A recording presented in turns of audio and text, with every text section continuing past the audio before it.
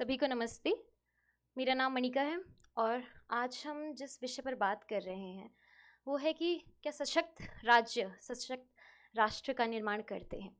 तो मैं इस विषय पर पक्ष में अपनी बात रखना चाहूँगी। सबसे पहले जब हम यहाँ पर राज्य और राष्ट्र की बात करते हैं तो मैं कहना चाहती हूँ कि राज्य एक भूक्षेत्रीय यानी कि भूगोलिक इकाई है, लेकिन राष्ट्र अपने आप में एक ऐतिहासिक, सांस्कृतिक और भावनात्मक इकाई है। तो जब भी हम राज्य और राष्ट्र की बात करते हैं, उनकी परस्पर बात करते हैं, राज्य और राष्ट्र को एक संदर्भ में जोड़कर, तो हम राष्ट्र की और राज्य की संप्रभुता, स्वायत्ता एवं उनके सशक्तता की बात करते हैं। आचार्य कौटिल्य ने अपने युद्ध विस्तार के दर्शन में राज्य को सप्तांग में बांटा है। उन्होंने बताया है कि राज्य के 7 अंग हैं, जिसमें वे कहते हैं कि स्वामी, अमात्य, दुर्ग, जनपद, मित्र, दंड व कोश। उन्होंने ये 7 तत्व राज्य के बताए हैं। और जब राज्य सशक्त होता है, सशक्तता न केवल आर्थिक रूप से बल्कि सैन्य रूप से, अकादमिक रूप से और प्रशासनिक रूप से, तभी हम देखते हैं कि राष्ट्र का निर्माण, राष्ट्र की सशक्तता बढ़ रही है। और असल मायनों में देखें तो शायद यही हमारे परम पूज्य उन व्यक्तियों का यह वक्तव्य रहा होगा, गंतव्य रहा होगा, जिन्होंने संविधान के निर्माण में एक अहम भूमिका निभाई है। हम जब बात करते हैं पंचायती राज व्यवस्था की, जो कि 2 अक्टूबर 1959 को राजस्थान के नागौर में सबसे पहले शुरू की गई थी, आज हम देखते हैं कि पंचायती राज व्यवस्था में राजस्थान सर्वोत्तम नंबर पर है, वो अव्वल दर्जे पर है। और पंचायती राज व्यवस्था का एक कारण उसे लागू करने का यह भी था कि ग्रास रूट लेवल, जिसे हम अंग्रेजी में कहते हैं, यानी कि बुनियादी तौर पर भी एक सशक्तता आ सके। यानी कि लोग जो न्याय में विश्वास करते हैं, जब न्यायपालिका पर विश्वास करते हैं, तो वो अपने ही स्तर पर पहले उन्हें न्याय मिल सके और उसके बाद उनके पास यह स्वतंत्रता है कि उसके बाद वे उच्च न्यायालय के दरवाजे खटखटा सकें।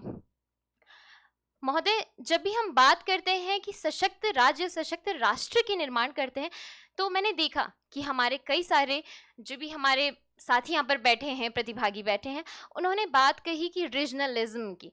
तो जब हम बात करते हैं इस शब्द की, तो हम देखते हैं कि ये शायद कि लोग कहते हैं कि राष्ट्रीयता राष्ट्रवाद के विपक्ष में खड़ा हो रहा है। लेकिन मैं पूछना चाहूंगी कि कैसे? क्योंकि जब हम बात करते हैं राष्ट्र की, तो राष्ट्र की भूमिका अपने लोगों के लिए एक माँ की तरह होती है। और माँ कभी नहीं चाहती कि उसके बच्चे जो हैं वो पिछड़ जाएं। माँ का हमेशा वक्तव्य यह रहता है कि उसके बच्चे उससे ज्यादा प्रगति करें, आर्थिक रूप से, प्रशासनिक रूप से, एकम अकादमिक रूप से। और वही राष्ट्र चाहता है कि उसके राज्य भी स्वायत्ता के साथ निर्माण कर सकें, आगे बढ़ सकें और अपनी चुनौतियों का हल निकाल सके। और इसी क्यों मैंने आज माना कि हाँ, वास्तव में कि राज्य का निर्माण राष्ट्र के लिए होता है। माना कि बहुत सारी कमियां हैं, हम सभी इंसान हैं और इतने बड़े देश में रहने के कारण हम जानते हैं कि बहुत स्तरों पर कमियां हैं, बिल्कुल है। लेकिन उसका अर्थ यह नहीं कि जो शक्ति हमें राष्ट्रों को माफ कीजिएगा, जो शक्ति हमें राज्यों को देनी चाहिए, वो न सिर्फ इसलिए ना दी जाए क्योंकि हमें ये डर, हमें कहीं ना कहीं लगता है कि वो राष्ट्र के अगेंस्ट होंगे।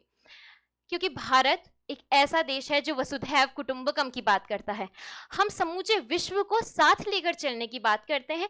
तो कोई भी जो सच्चा भारतवासी है, उसके मन में कभी भी ये बात नहीं आ सकती कि मुझे अपने लिए एक अलग इतिहास चाहिए, अपनी एक अलग एकता चाहिए या अपनी एक अलग संस्कृति चाहिए, क्योंकि वो सबसे पहले खुद को भारतीय कहता है। और वसुधैव कुटुंबकम की जब मैं बात कर रही हूँ, तो जब भी हम अखंड भारत की बात करते थे या कहते थे कि हम विश्व गुरु हैं और आज भी उस तरफ अग्रसर हो रहे हैं, तो हमारा मंतव्य सिर्फ यह रहता है कि राज्य परस्पर वृद्धि करे और उसके साथ राष्ट्र भी एक एकलता के साथ आगे बढ़े, जिसको सुनिश्चित करते हुए हमारे स्तर पर हम देखते हैं कि प्रशासनिक तौर पर भी कई सारी मूलभूत सुविधाएं दी जा रही हैं।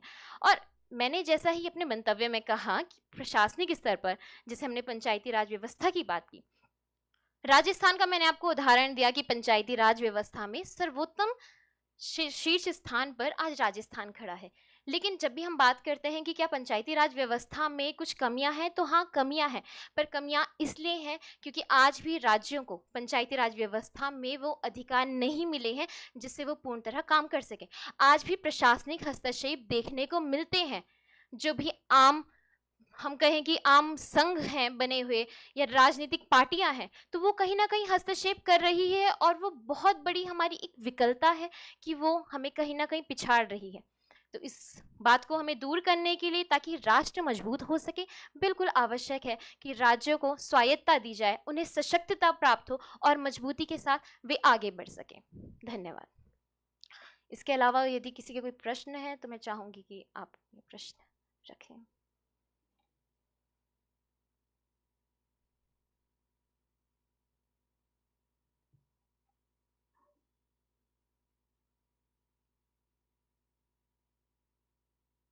धन्यवाद।